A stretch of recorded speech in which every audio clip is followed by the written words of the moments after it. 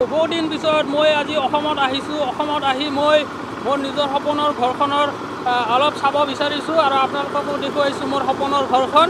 এয়া চাওক, কাম চলি আছে এতিয়াও।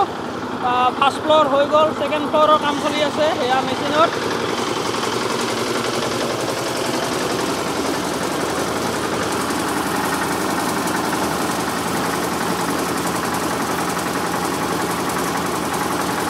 আজি ঢালাই সম্পূৰ্ণ হ'ব আজি। বঢ়িয়া।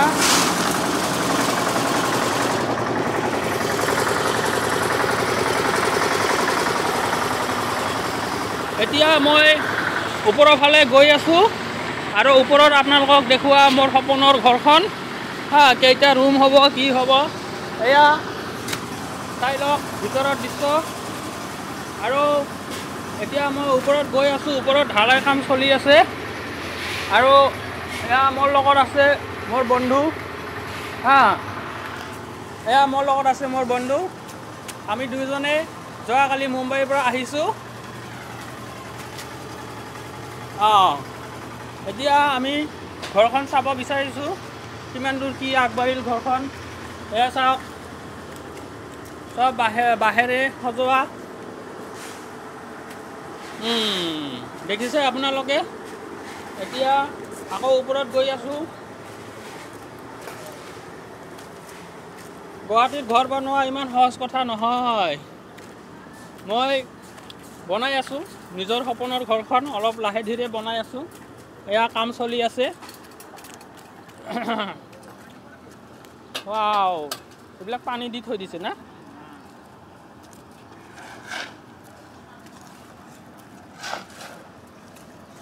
এয়া কৰ্মচাৰীয়ে কাম কৰি আছে।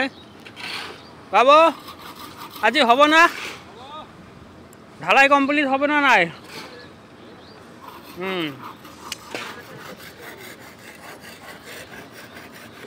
ঘৰখন কমপ্লিট হ'বলৈ আৰু কিমান দিন লাগিব? আৰু 3 মাহ? বাবা, আৰু 3 মাহ লাগিব বুলি কৈ আছে দেই। চ' গাইজ,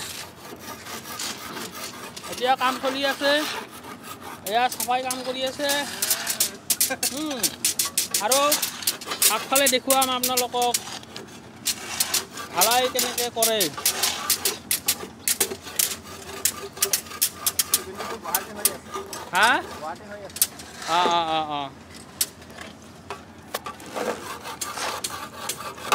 গাজলগিলা উঠোৱা হৈছে না?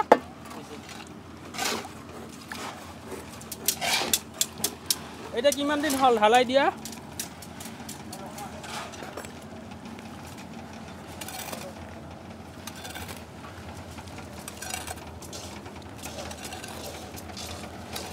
গুৱাহাটীৰ আশে পাশে চাৰিওফালে ঘৰ দুৱাৰ হৈ গৈছে। গুৱাহাটীখন দেখিবলৈ বহুত বৰ ধুনীয়া লাগে এতিয়া।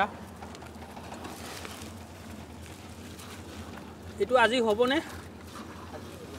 হ'ব না?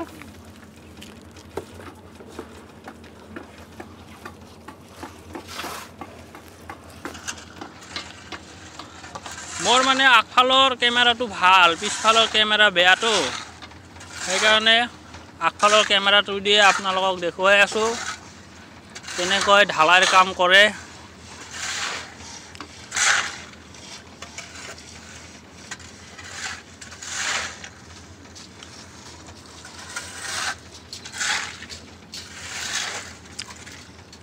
এইবিলাক হাতেদি লালেতো হাত খাই যাব না, সেইকাৰণে জোতা পিন্ধা হয় না।